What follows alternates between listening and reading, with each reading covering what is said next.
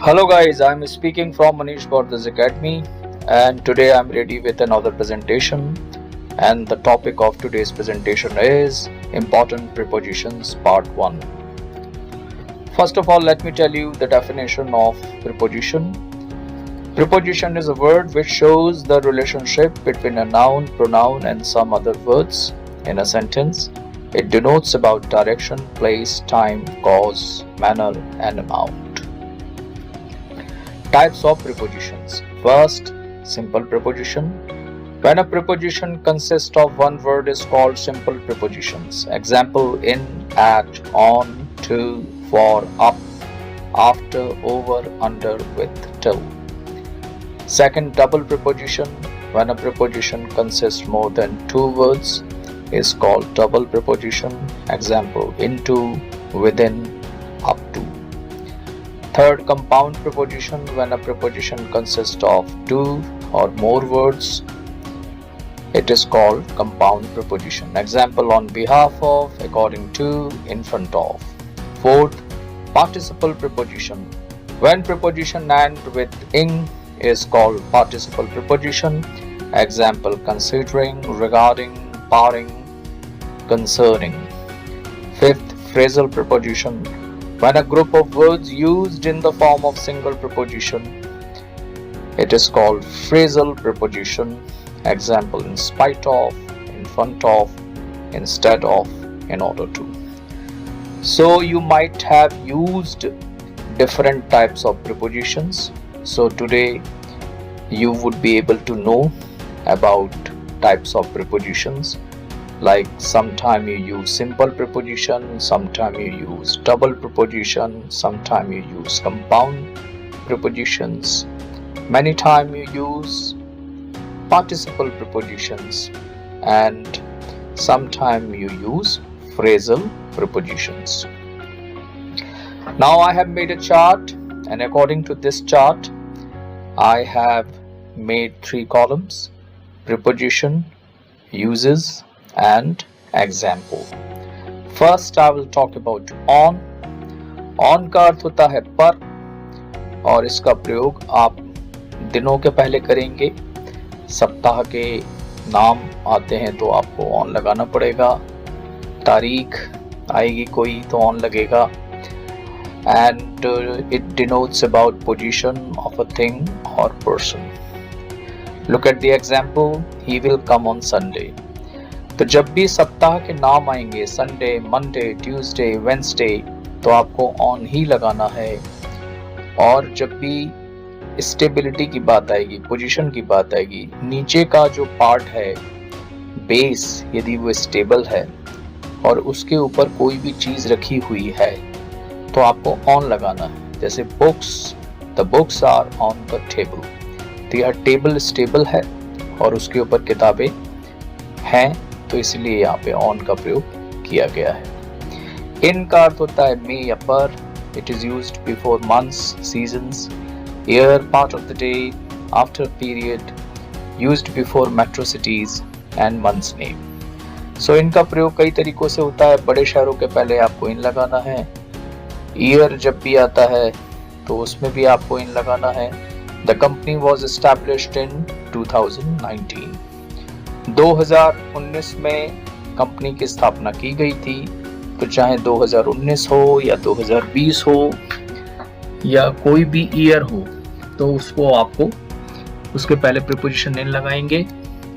He lives in Mumbai. यहाँ पे मुंबई एक मेट्रोपॉलिटन सिटी है. कोलकाता होता तो भी इन लगता, दिल्ली होता तब भी इन लगता. तो ये आप ख्याल रखिए. और कभी कभी स्टेबिलिटी के लिए आपको इन लगाना है, जैसे he is in his room.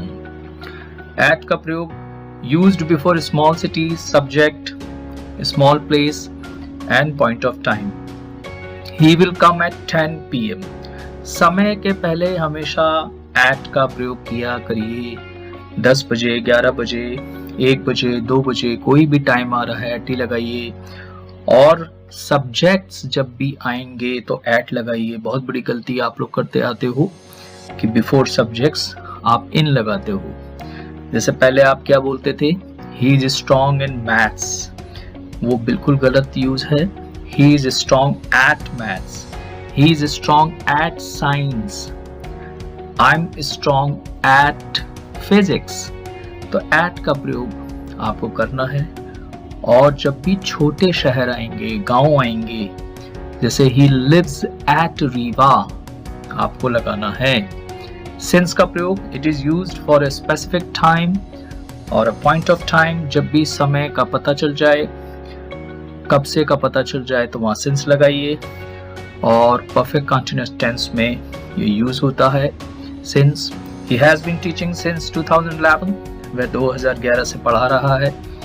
since yesterday he has been feeling ill, ये bad, कल से वह अच्छा महसूस नहीं कर रहा है। तो यहाँ पे आप देख रहे हैं कि since का प्रयोग डेफिनेट टाइम के पहले आपको करना पड़ेगा। इसमें एक ट्रिक मैं आपको बताता हूँ, जहाँ कब से का पता चल जाए since लगा दीजिए कब से। जैसे मंडे से आपको पता चल गया मंडे, अब आप पूछेंगे कौन सा मंडे, तो प्रेजेंट परफेक्ट कंटिन्यूअस की बात हो रही है, तो मंडे सोमवार, तो उसमें since लगेगा। 1980 डेफिनेट हो गया, since लगेगा। तो since कब से के लिए यूज होता है। for it is used for duration of time and it also denotes about relation। he has been learning for many days, जहां समय का पता ना चले, कौन सा समय की बात हो, कौन से समय की बात हो रही है, ये पता ना चल पाए, for लगा दीजिए। कब से का पता चले since लगाइए, और कौन से का पता ना चले for लगा दीजिए। it's a beautiful gift for my friend, यह है मेरे मित्र के लिए एक सुंदर उपहार है। तो के लिए भी for का प्रयोग होता है। ago it denotes about a specific time of the past, तो past के बारे में आप कुछ बात करेंगे तो वहां पे आपको ago का प्रयोग करना पड़ेगा। he asked this question few years ago, तो यहाँ पे ago का प्रयोग आप करेंगे। he left this city 10 years ago, तो यहाँ 10 साल पहले उसने इस शहर को छोड़ दिया, तो यहाँ ago का टाइम, ago प्रीपोजिशन आप लगाएंगे। during, throughout the course, जब कोई चीज चलती रहे,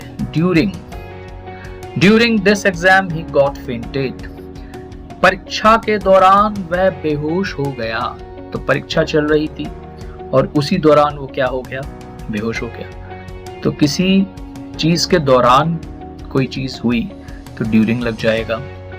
during the match he lost his temper, match के दौरान उसने अपना आपा खो दिया, वह अपने गुस्से पे कंट्रोल नहीं कर पाया, तो ड्यूरिंग लगेगा। बिफोर, अर्लियर देन, पहले के लिए यूज होता है। ही केम बिफोर यू, वह तुम्हारे पहले आया। Second example, before this job he was doing that job, इस नौकरी के पहले वह वो नौकरी कर रहा था। तो यहाँ पहले के लिए आपको बिफोर लगाना। From, a starting point and end point. He went from this city, वह इस शहर से चला गया। I will talk to you from that place, मैं आपसे उस स्थान से बात करूंगा। तो यहाँ पे फ्रॉम का प्रयोग आपको करना पड़ेगा से के लिए। Across, from one side to the other, आर पार, एक जगह से दूसरी जगह। He walked across the street, I went across the jungle. तो यहाँ पर आप देख सकते हैं कि एक स्थान से दूसरे स्थान जब क्रॉस करते हुए आप जाते हैं तो वो ऐसी परिस्थिति में आपको अक्रॉस लगाना पड़ेगा। अक्रॉस, तो क्रॉस से आप समझ सकते हैं कि आर पार की बात कर रहा है। Above, it is used for position और स्टेटस, स्थिति के लिए या स्टेटस के लिए इसका यूज होता है, ऊपर के लिए। The coconut was high above our heads, he is above me in the class, वह मेरी जो कक्षा है उसमें मुझसे बेहतर है, ऊपर है, सर्वश्रेष्ठ है, परसेंटेज में, पढ़ाई में। तो इस प्रकार से अबव का यूज कर सकते हैं आप। अगेंस्ट, इन अपोजिशन टू, के विरुद्ध, the broom was leaning against the wall. I'm against you. Along, it is used for direction with other thing. It is used from one end to the other. साथ साथ चलने के लिए along का प्रयोग किया जाता है. The track was going along the road. Road के साथ साथ ट्रैक भी जा रहा था. ट्रैक साथ साथ रोड के चल रहा था.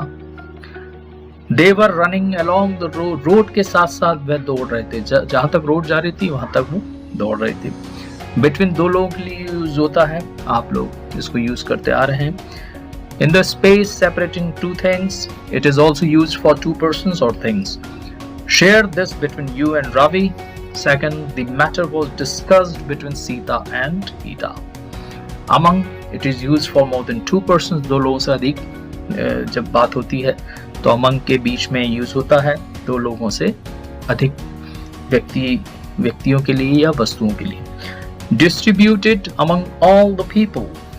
Second, among all the students, this sort of behavior is found.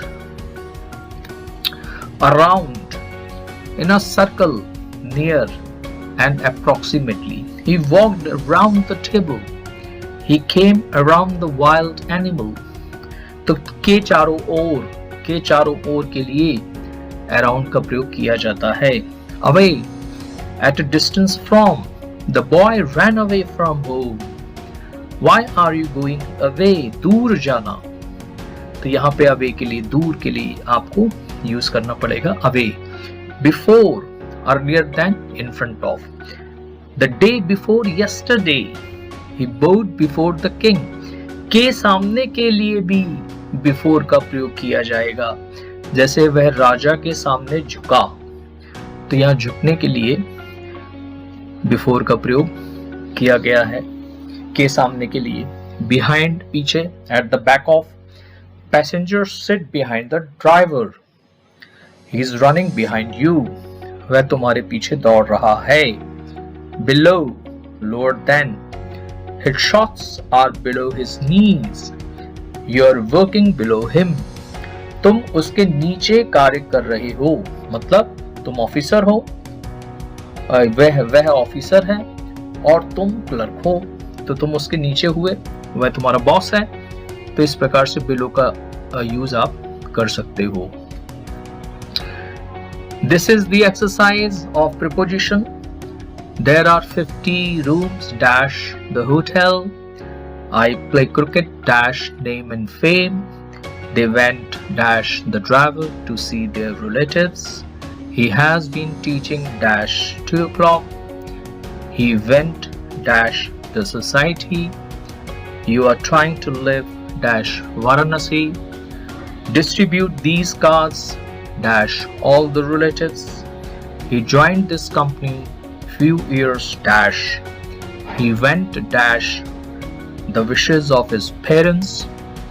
I bought a costly car dash you. Answers. पहले आप लोग इसको सॉल्व करिए, उसके बाद नेक्स्ट स्लाइड में I am going to tell you the answers, और फिर उन आंसर्स को मैच करिए कि आपके कितने प्रीपोजिशन आपने सही लगाए और कितने आपने गलत किए. Now have a look at the answers. First, there are 50 rooms in the hotel. I play cricket for name and fame. They went across the river to see their relatives. He has been teaching since 2 o'clock. He went against the society. You are trying to live at Varanasi. Distribute these cards among all the relatives. He joined this company few years ago. He went against the wishes of his parents.